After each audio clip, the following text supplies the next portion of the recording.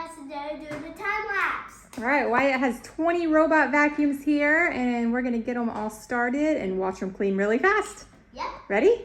Here we Let's go. do it.